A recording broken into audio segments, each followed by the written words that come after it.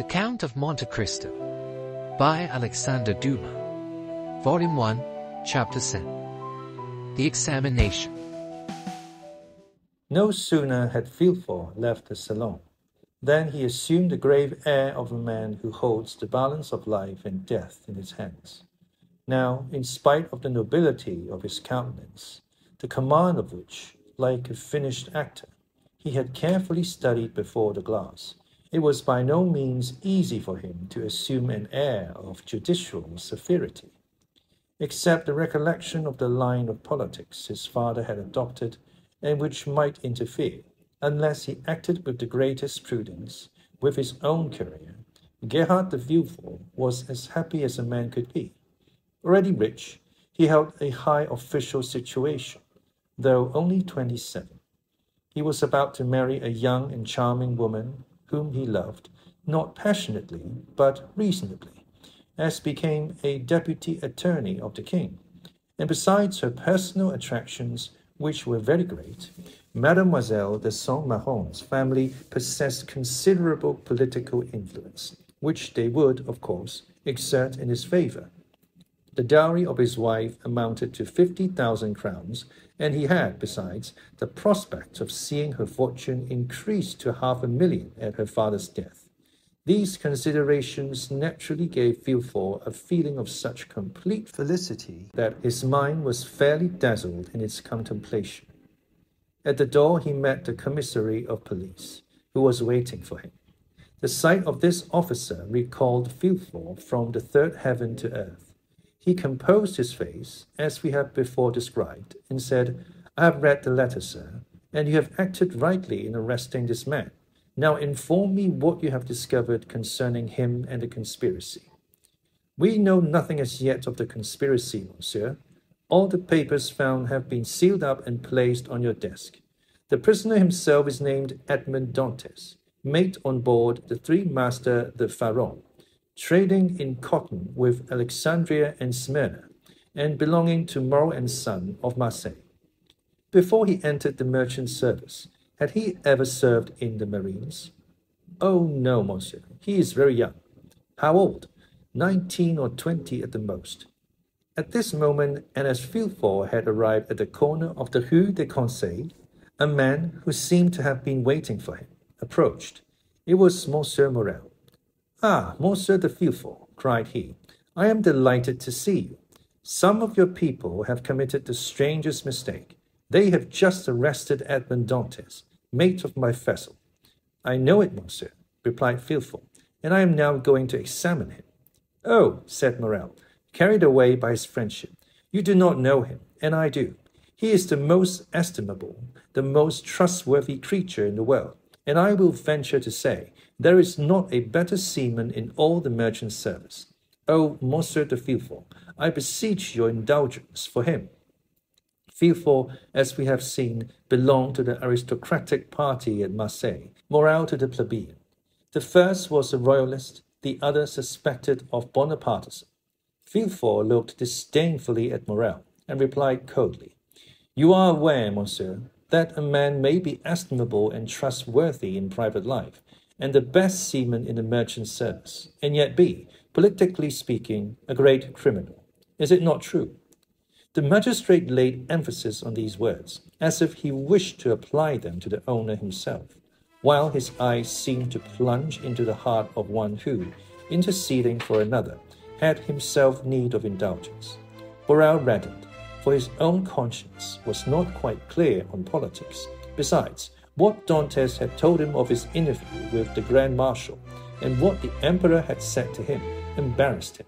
He replied, however, in a tone of deep interest, "I entreat you, Monsieur de Villefort, be, as you always are, kind and equitable, and give them back to us soon." This "give us" sounded revolutionary in the deputy's ears. "Aha," murmured he.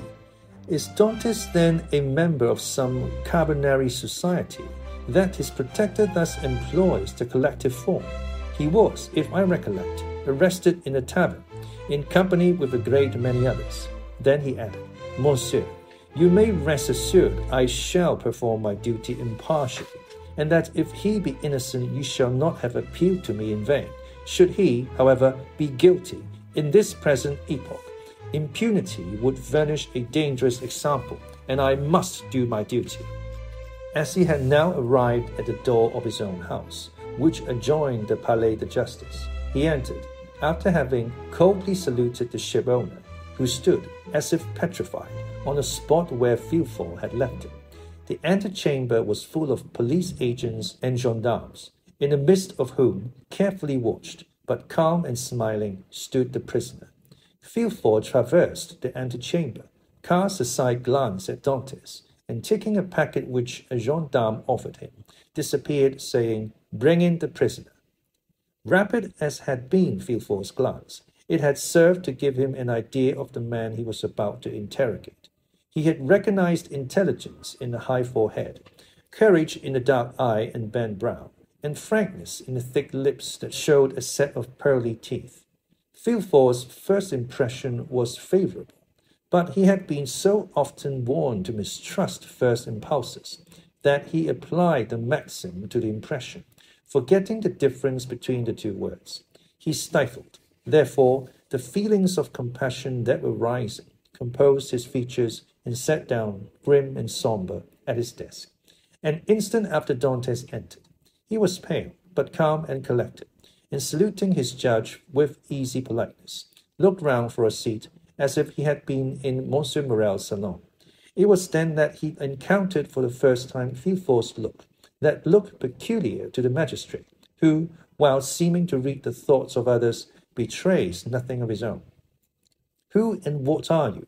demanded Villefort, turning over a pile of papers, containing information relative to the prisoner, that a police agent had given to him on his entry, and that already, in an hour's time, had swelled to voluminous proportions, thanks to the corrupt espionage of which the accused is always made the victim. "My name is Edmond Dantes," replied the young man calmly. "I am mate of the Pharaon, belonging to Messrs. Morrel and Son." "Your age?" continued Villefort. 19, returned Dantes. "What were you doing at the moment you were arrested?"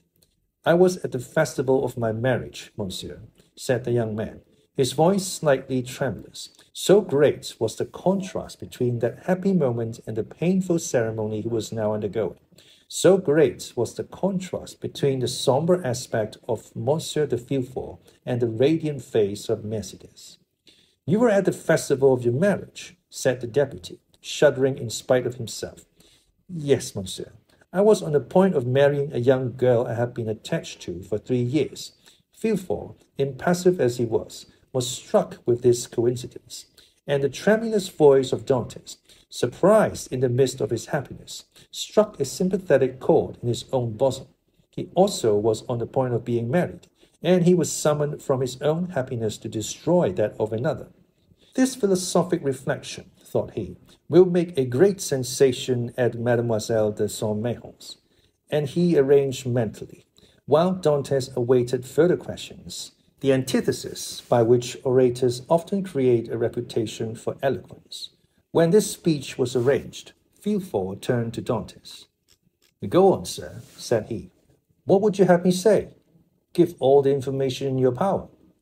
"Tell me on which point you desire information, and I will tell all I know. Only," added he with a smile, "I warn you I know very little." "Have you served under the usurper?" "I was about to be mustered into the Royal Marines when he fell." "It is reported your political opinions are extreme," said Villefort, who had never heard anything of the kind, but was not sorry to make this inquiry, as if it were an accusation. "My political opinions," replied Dantes. "Alas, sir, I never had any opinions. I am hardly 19. I know nothing. I have no part to play. If I obtain the situation I desire, I shall owe it to Monsieur Morrel. Thus all my opinions, I will not say public, but private, are confined to these 3 sentiments. I love my father, I respect Monsieur Morrel, and I adore Mercédès. This, sir, is all I can tell you, and you see how uninteresting it is." As Dantes spoke, Villefort gazed at his ingenuous and open countenance, and recollected the words of René, who, without knowing who the culprit was, had besought his indulgence for him. With the deputy's knowledge of crime and criminals, Every word the young man uttered convinced him more and more of his innocence. This lad, for he was scarcely a man, simple, natural, eloquent with that eloquence of the heart never found when sought for, full of affection for everybody, because he was happy, and because happiness renders even the wicked good, extended his affection even to his judge, spite of Villefort's severe look and stern accent. Dantes seemed full of kindness. "Pardieu," said Villefort, "he is a noble fellow. I hope I shall gain René's favor easily by obeying the first command she ever imposed on me.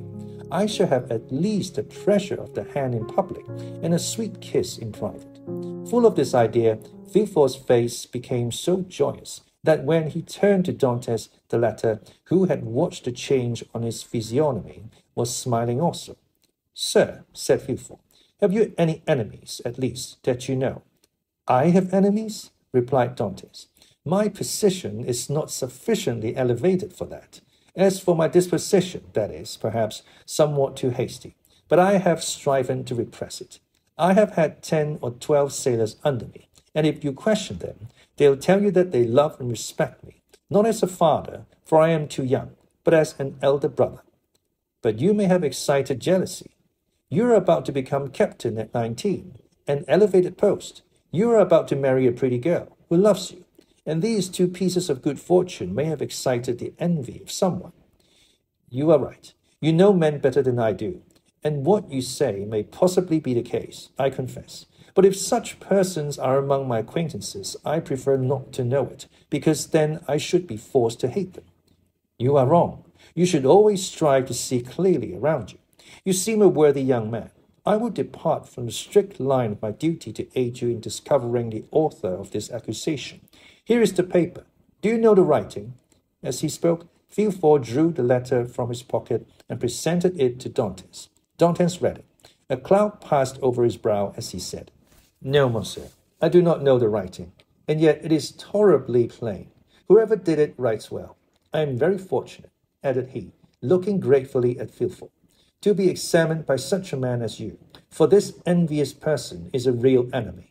And by the rapid glance that the young man's eyes shot forth, Villefort saw how much energy lay hid beneath this mildness.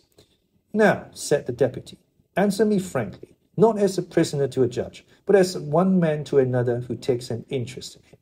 What truth is there in the accusation contained in this anonymous letter?" And Villefort threw disdainfully on his desk the letter Dantes had just given back to him. "None at all. I will tell you the real facts. I swear by my honor as a sailor, by my love for Mercedes, by the life of my father."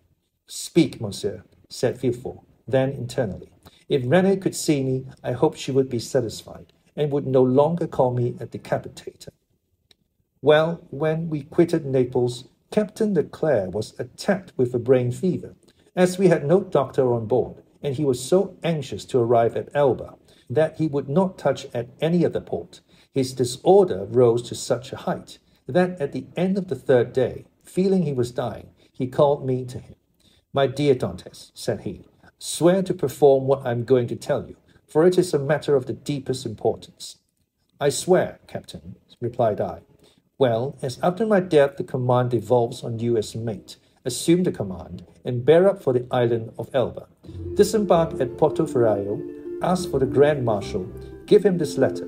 Perhaps they will give you another letter, and charge you with a commission.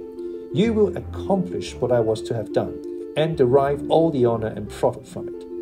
'I will do it, Captain, but perhaps I shall not be admitted to the Grand Marshal's presence as easily as you expect.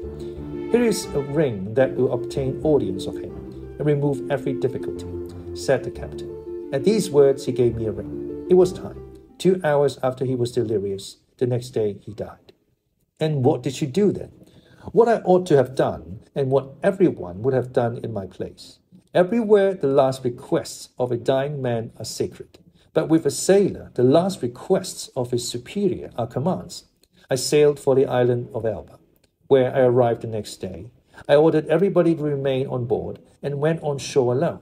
As I had expected, I found some difficulty in obtaining access to the Grand Marshal, but I sent the ring I had received from the captain to him, and was instantly admitted.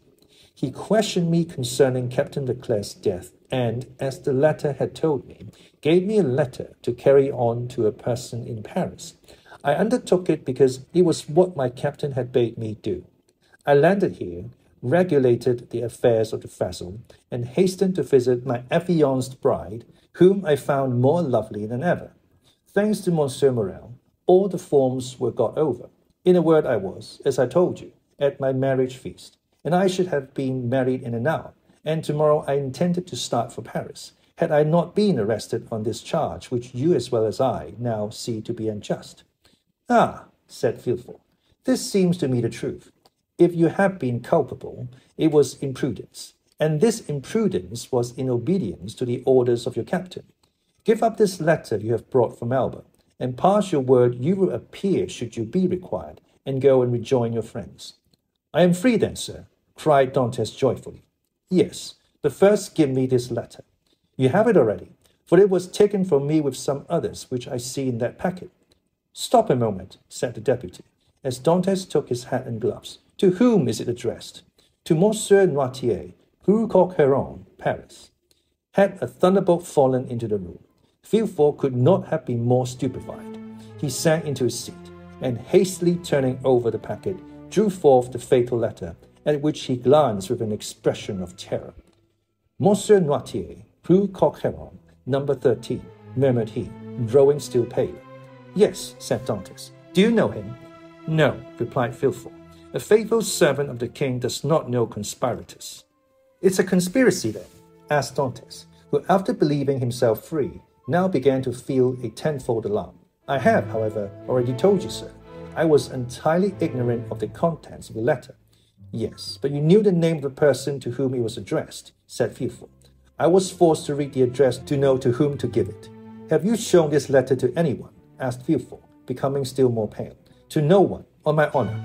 Everybody is ignorant that you are the bearer of a letter from the island of Elba, and addressed to Monsieur Noirtier.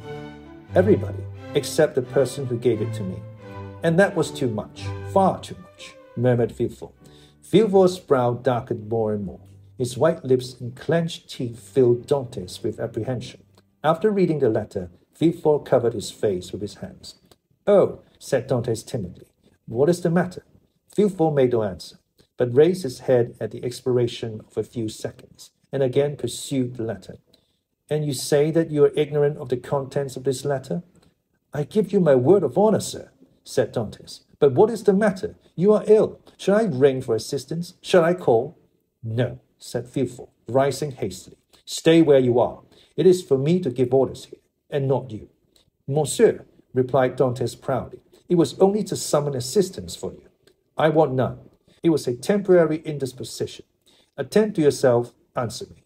Dantes waited, expecting a question, but in vain. Villefort fell back on his chair, passed his hand over his brow, moist with perspiration, and for the third time read the letter. Oh, if he knows the contents of this, murmured he, and that Noirtier is the father of Villefort, I am lost. And he fixed his eyes upon Edmond as if he would have penetrated his thoughts. Oh, it is impossible to doubt it, cried he suddenly. In heaven's name, cried the unhappy young man, if you doubt me, question me. I will answer you. Villefort made a violent effort, and in a tone he strove to render firm. Sir, said he, I am no longer able, as I had hoped, to restore you immediately to liberty.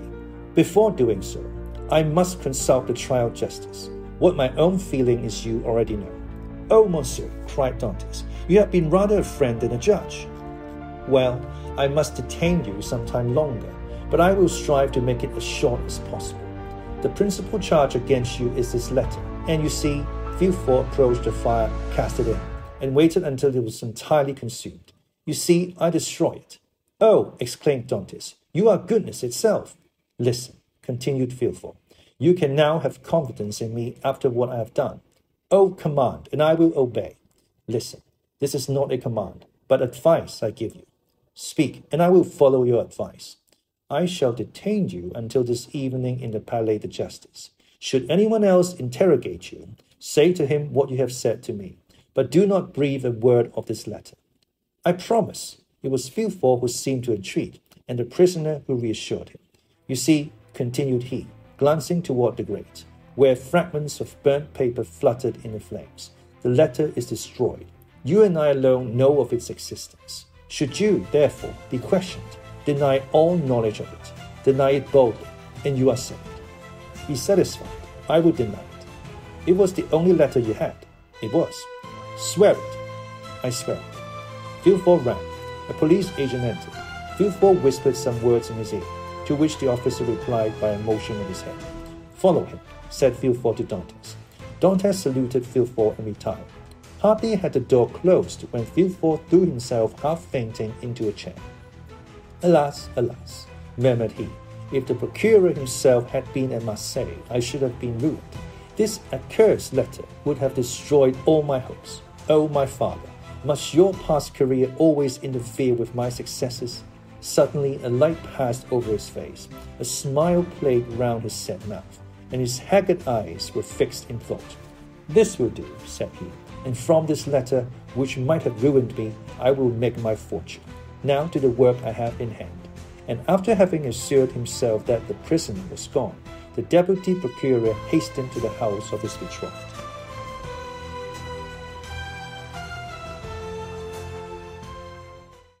Epoch. Epoch. Now, a particular period of time in history or a person's life. Impunity. Impunity. Now, exemption from punishment or freedom from the injurious consequences of an action. Antithesis. Antithesis. Now, a person or thing that is the direct opposite of someone or something else.